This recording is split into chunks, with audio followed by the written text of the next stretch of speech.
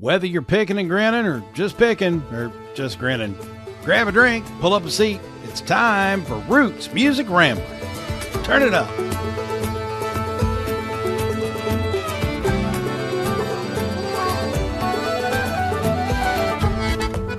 So, as you may recall from our New Year's, Christmas, whatever, one of those holiday episodes where we had the little short backstage interview with the Creekers, more of these opportunities are going to continue to come up for both myself and Francesca to talk to bands either in the green room before a show or maybe after a show.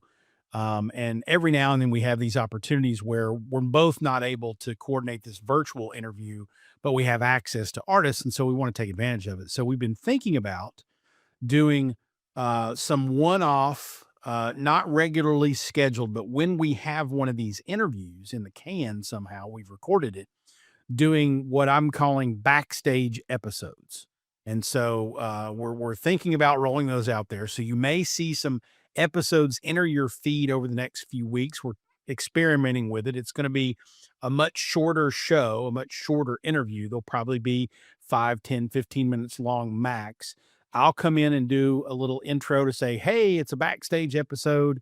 Here's the guest. Francesca caught up with Nathan Graham at Fitzgerald's this past weekend. And then I'll cut to her video of her on her phone talking to Nathan. They'll be much less formal.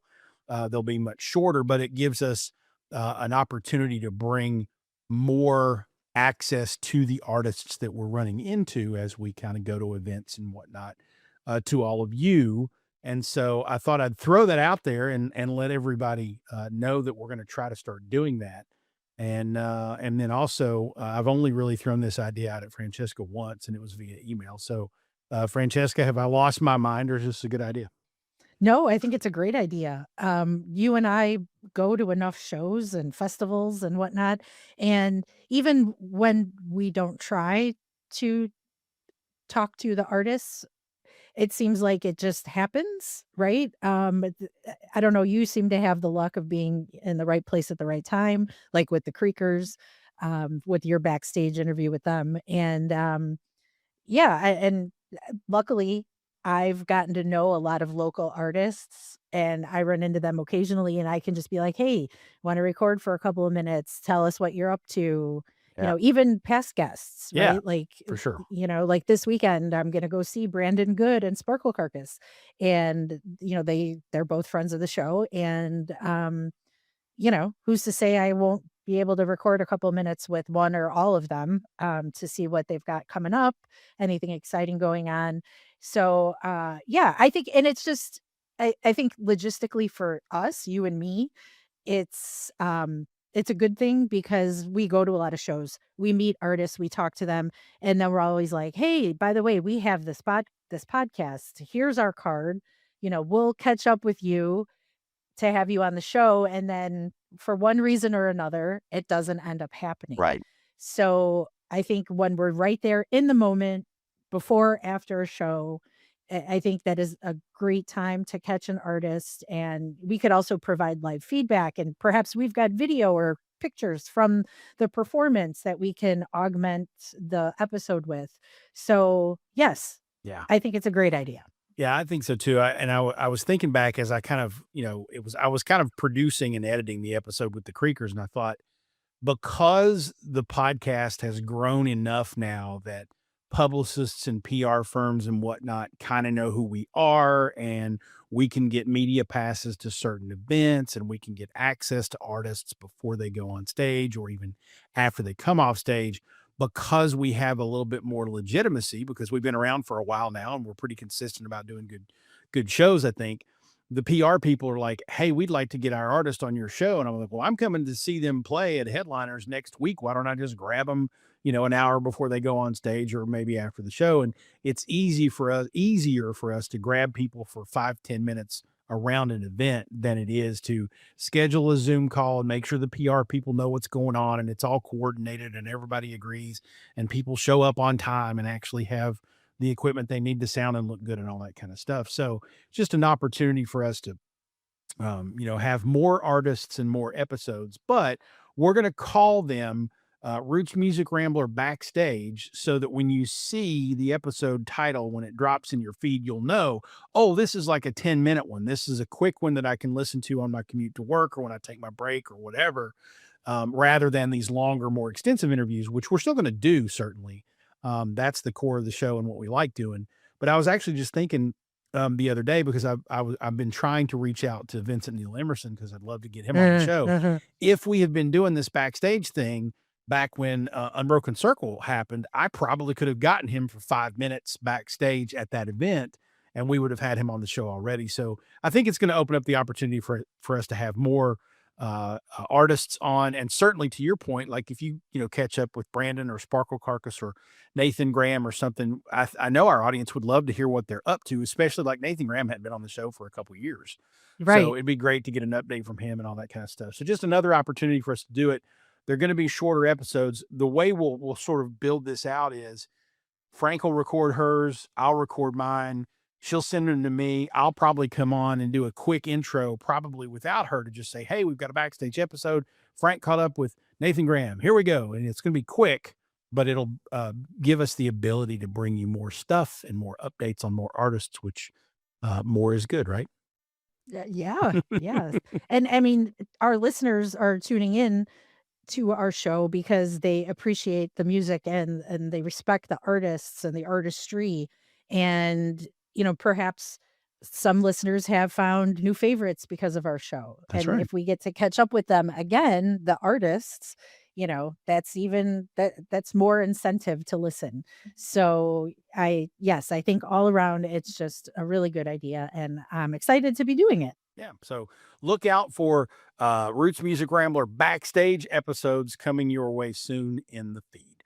Welcome to Roots Music Rambler. She's Frank, And he's false. and we're rambling on through the stories behind the music we love. And today on the show, we're talking to a bluegrass duo, a couple from Knoxville, Tennessee. They're called Brand New Box of Matches. So it's Elizabeth Sherman and Ryan Hardison.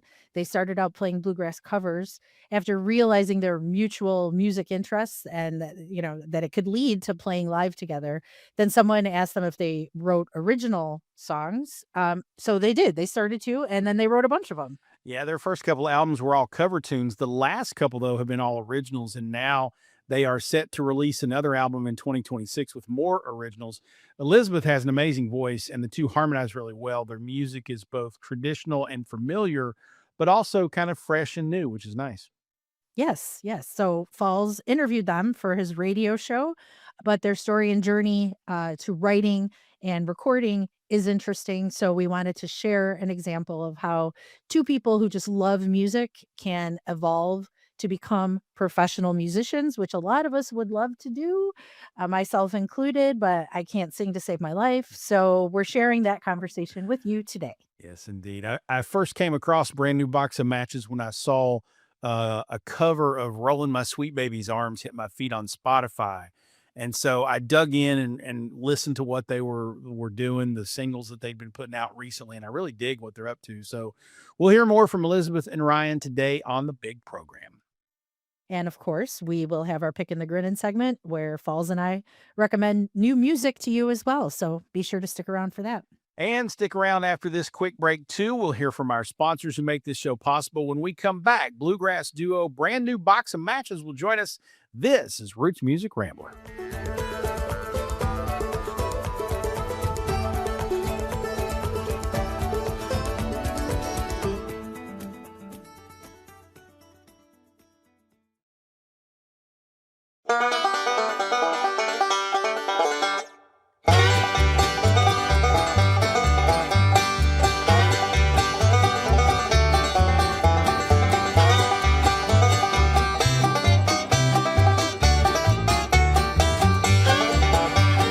Ain't gonna work on the railroad.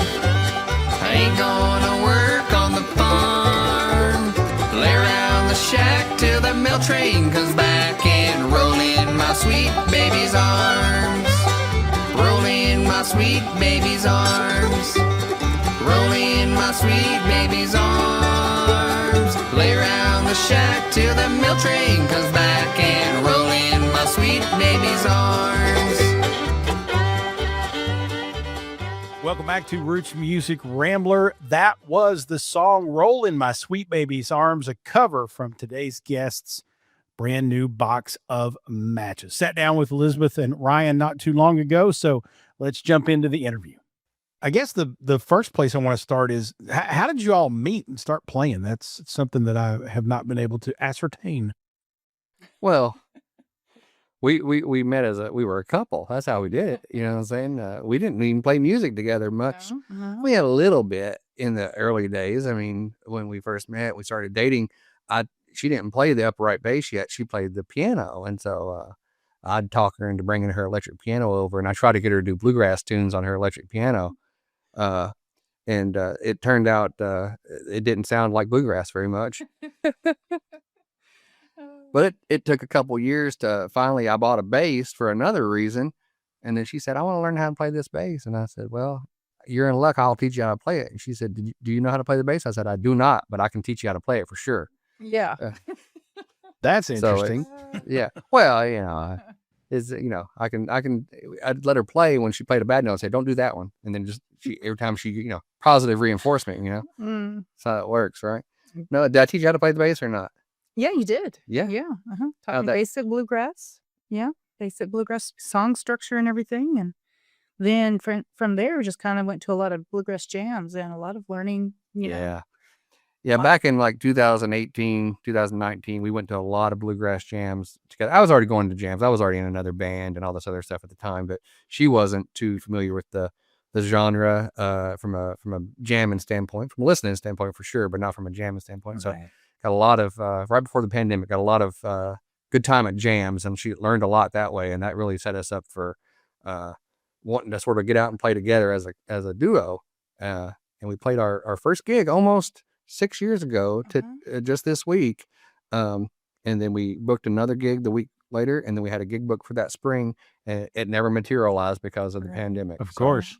So we played 2 gigs before the pandemic. So did you use the 18 months of the pandemic to rehearse for your next gig? Well, well, kind of. I have a recording set up here from when I was in another band and some other situations. And so we got in the pandemic, we got to the point where we were kind of bored. So we just started recording songs and multi-tracking them. She could sing 2 or 3 harmony parts to herself, and I'd play the mandolin, the banjo, and the guitar on them, and she'd play the bass and play the accordion and the piano on some of them, you know what I'm saying? And we ended up recording like 25 songs. We had no plans for any of it. It was just, we were just having fun and sort of finding a way to out ourselves creatively, I guess, right? Yeah. But in about 2022, we looked down and said, well, we have 25 songs. About half of them's decent. I mean, decent, not great, but decent. And I said to her, I said, what if we found us a guy that could mix it? We didn't record it, do a proper mix and master on it. We could release an album. And so that's what we did. Our first album we released in spring of 22, I think it was. It was just a collection of bluegrass and country covers we had done with no intention to make an album. And it wasn't long after we put that out that we started booking gigs. And I told Elizabeth, I said, listen, I don't want to play a whole lot of gigs. It's still kind of scary out there and stuff, I said, I'll book about 7 or 8 gigs this year and we'll be fine. How many gigs did you book us that year? I don't know. Was it like 30 something? It was 50 something gigs she made us play that year. We played over 50 gigs between March and November of that year, because she turned out to be the world's best booker I've ever met. I mean, just crazy. Sounds like Elizabeth's got stars in her eyes. You know what? She's motivated and she likes getting out there and playing. And so, and then about halfway through that season of playing, and we're just doing covers and stuff, bluegrass covers and country covers and things. And someone asked us if we ever wrote music, and we hadn't really given it much thought to do so. So we went home and thought, well, maybe we could write a song. We never tried it much. And I think the other day we looked, and since then we've written almost 55 songs. So so the next year we put out a full album of original tunes. The next year we put out another full album of original tunes.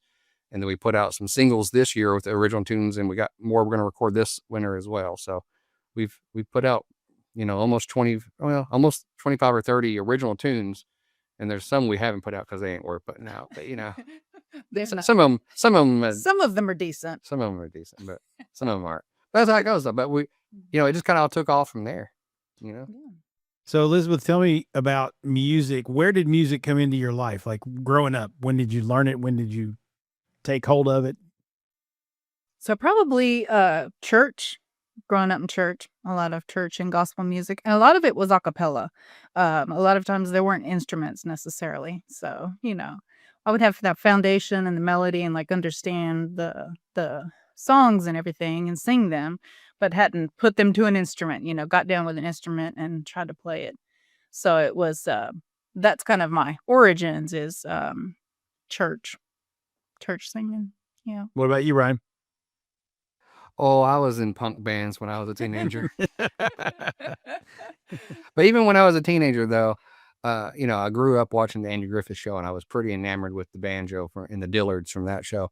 The people that played the Darlings, and even as a teenager, at 17, I went to the flea market and bought a banjo for $65 and thought I was going to learn how to play it. I was playing electric bass in a punk band at the time, but never quite got a hold of the banjo as well as I wanted to until I moved here to Knoxville from Kentucky and after college, and I ended up taking lessons and been playing banjo now going on 25 years. So. Nice. Where in Kentucky are you from? I grew up in Muhlenberg County, Kentucky, which is about an hour north of Nashville, Tennessee, and about an hour south of, or about an hour and a half south of Evansville, Indiana. Daddy, won't you take me down to Muhlenberg County? Absolutely. That's exactly where that song's from. Sure. I've sung that song many a night, sometimes sober, sometimes not, but that's how it works. So I noticed that the latest single you guys put out here recently was Rolling My Sweet Baby's Arms, and that was a little bit of a diversion from the original stuff you've been putting out for so long. Are you guys getting back to doing more covers, or is that a sign of things to come? Well, this year we decided instead of putting out a whole nother album, which we could have done, we have enough originals to put out another album, but we're trying to play the game, you know what I'm saying? We're trying to work the internet and, have something to talk about every 6 weeks. So we decided instead of put out an album in the spring, like we've been doing, let's put out a series of singles and to help it make it a little more palatable for people who may not have, you hear a song you already like it. Right. Yeah. So we decided to pair every original we put out this year. We paired it with a cover song. So, so I think this last song we put out was original was called Sitting in the Shade. Is that right? I believe that's the one. Yeah, it was the last single we put out. It was original, and we paired it with Rolling My Sweet Baby's Arms, so that we sort of put out an original and a cover. And we did that 4 times this year. And, we've been happy. Some of the cover songs we've done have gotten some good radio play, and some of the original songs have got some good radio play, actually. So it's worked out pretty well for us. And I think we're going to try to do something similar this upcoming year. Where instead of doing double releases, we're going to do single releases, a single original or a single cover. But, I don't think there's no shame in bluegrass and putting out a cover song. I think that's bread and butter. I tell people all the time, one of the biggest bands in bluegrass is a Flatbush Coast cover band. Oh, so, yeah. Heck yeah. So no complaints there. So, we're just sort of making sure we're putting out a little bit of both. We want to make sure we get our creative juices out there with our originals, but also, stay true to where our foundations are. Yeah. Elizabeth, I want to go back to the stand-up bass for a second. I know one other female stand-up bass player, and that's Melissa Carper. Someone who has played the stand-up bass like traditionally, that's her main instrument. I'm curious. I mean, obviously, Ryan kind of told the story a little bit of having it and you wanting to play it, but I'm curious, what was the fascination with the stand-up bass for you? Let me think on this a second. I'm curious too. I can't wait to hear this. I don't know. Exactly. Okay, so it was one afternoon. It was sitting here, and I thought, I liked the sound of it. You've been to some jams, watched the other band you were with. I watched her play the stand-up bass, and I was like, gosh, I would really like to do that. I'll never be able to do that though. And then one afternoon, that bass was sitting here, and the sun was coming in. You know how that sun comes in real bright there, and you're hitting that bass, and I was like, man, I want to play that so bad. And that's when I was like, I'm going to try it. And somehow that day you got me to actually stand it up and start, playing it. And then once I plucked those strings and I was like, oh, I love the feel of this. Mhm. I enjoyed playing the piano. Piano just didn't speak to me the same. Yeah. Once I touched those strings and plucked those strings, I had a lot to learn for sure. But I was like, oh gosh, yes. What was this the is first? right. What was the first song you played? What was the first song I taught you? I don't even recall. It was the one that we did in the key Shady Grove. Shady Grove. I think Key it of was G. Shady Grove. Yep. Yeah, all open D, strings. because now we do way up in G. Yeah, you do all open strings in D. But Yeah. that was a good one to get started on though. Yeah. Shady Grove. Yeah, That's a awesome. fine So you tune. found you found your instrument. That's good. I did. That's good. Yeah, now I got to carry it around everywhere we go. Yeah, you do. There you go. See, she's Hey, smart. it's lighter than that big electric piano. It's actually easier to carry, believe it or not. You can play this in the middle of a field. You don't need electricity. true. So it's That's a great. great point. That's a great point. Have you brought out the bow yet and done the full orchestral bass? Well, I have played it with the bow. That's the answer. We're not getting too close to orchestral We're stuff not- here. yeah, no, not that.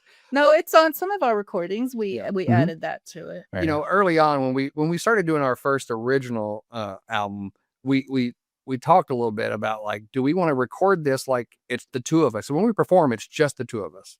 I'm playing the guitar or I'm playing the banjo, and she's singing and I'm singing and she's playing the bass. That's it. It's like, do we want to make it sound like us live, or do we want to layer things on there? Yeah. And we talked about it. We decided we want to use the full creative power of multi-track recording and what our brains can hear and try to get it out there, right?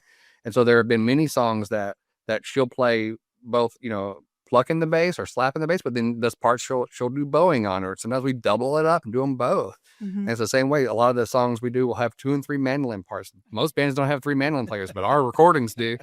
So I think it works. There's parts I hear in my brain I think our songs need, and so we put that in there. So she utilizes everything in the bass she can, for sure. That's awesome. Yeah, I think if I saw a band walk in with 3 mandolin players, I'd be like, that's a little suspect. If I saw a band walk in with 3 banjo players, I'd probably leave. And probably like, that's too much banjo. Too much banjo. I don't think we've ever doubled a banjo on a song, but we've tripled that mandolin up a couple of times. That's for sure. Makes a heck of a lot more sense. So I noticed a couple of your videos here lately on the old interwebs. You got, I think it's Travis Sine is his name, who's been joining in. Snell. Okay, sorry. Yeah. So Travis Snell's been joining in with you.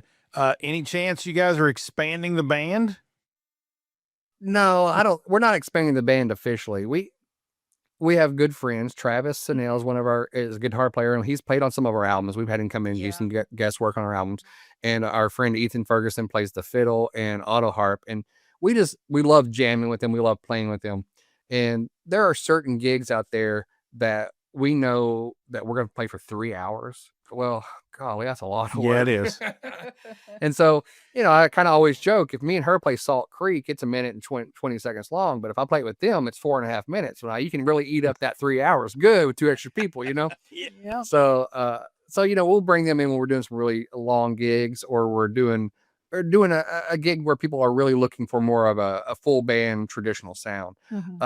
But when we do those gigs, we kind of joke, but it's true. Those aren't really brand new box of matches shows, because we don't really play our originals during those shows.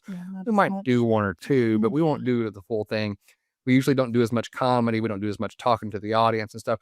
When you come to our show, that's just the 2 of us, you're getting the full brand new box of matches experience. And we got banter, we got comedy, I talk to the crowd, we interact, we improvise, there's a lot going on. We do a lot of sing-along stuff with the audience. So it's a real event. And when we're playing with those guys, while we're having a good time, a lot of times we're more background music for a brewery or for some kind of event like that. Sure. So, so we're not officially expanding the band, but there are occasions we will expand the band when we feel like it, just for Absolutely. a better performance. Yeah, for the occasion. I'm for going to sure. give you a little pushback. I'm going to challenge you, Elizabeth. I need a 3.5 minute stand-up bass solo. That's Oh goodness. there you go. Drag that stuff out. Let's go. That's fun. Well, it had to be a real slow song. So Yeah. and on the bow, so you can just it's all- Exactly. Oh, there you go. It'd be like whale sounds for 3.5 minutes. No one would ask for that again. Yeah. A mood setter. That'd be fun. Good stuff. Well, this is great. Tell folks where they can find you guys on their interwebs. Well, we tell folks, if you go to what do we say? We say, go to Google and you type in brand new box of matches. If you type in brand new box of matches to Google, I guarantee we come up. We own the first 4 pages of Google results. That's good. Guaranteed. All right. What are you going to say? What are you going to say? You kept pointing the finger like you're going to say something. I was going to say, we own. Oh, she's stealing my bit. I think she's stealing my lines. No, on there, you'll find us on Facebook. You'll find us on Instagram. Find us on TikTok. You find us on YouTube. Find us on Spotify. You'll find our link tree, which you'll find all those things again. You'll find our website, brandnewboxofmatches.com. You'll find us all over the place. TikTok, Blue Sky, Threads. We're on everything. I'm going to tell you right now, we pretty much post the same thing on everything. So you only have to follow us one place. There you go. So don't feel like you got to get us all. But we have a bands in town. We're everywhere. But simply Googling brand new box of matches, guarantee you'll find us. And if you're not sure you found us or not, you'll recognize us from the beard, the bass, and that pretty face right there. So.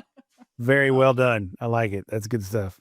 Great to catch up with Elizabeth and Ryan there. Brand new box of matches. Of course, we'll have links in the show notes to where you can find all of their songs and whatnot on their interwebs. We've got the Pickin' the Grinnin' segment coming up next, so stay tuned for that. Let's go to break with another brand new box of matches song. They mentioned Sitting in the Shade in the interview, so let's play that as we go out on Roots Music Rambler. I'm sitting in the shade on a sunny day, avoiding all the chores that come my way. I don't need no work, don't need no pay, 'cause I'm sitting in the shade on a sunny day. I'm sitting in the shade. He's sitting in the shade. Yeah, I'm sitting in the shade. He's sitting in the shade. Ain't nothing stopping me doing nothing today. Yeah, I'm sitting in the shade. He's sitting in the shade. Yes, I'm sitting in the shade. He's sitting in the shade. Ain't nothing stopping me doing nothing today.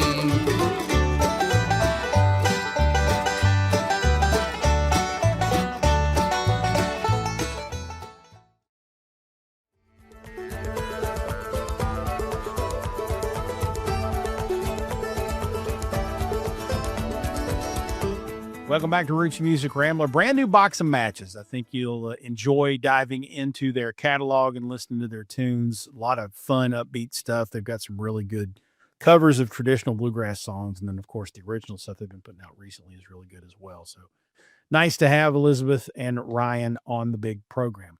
It is time for our Pickin' the Grinnin' segment. This is the part of the show where Frank and I pick who's making us grin. It's our way of recommending new music to you. Now, it might be brand new music, stuff that we've just discovered. It might be an album. It might be a song. It might be an artist. It might be a soundtrack. It might be a podcast.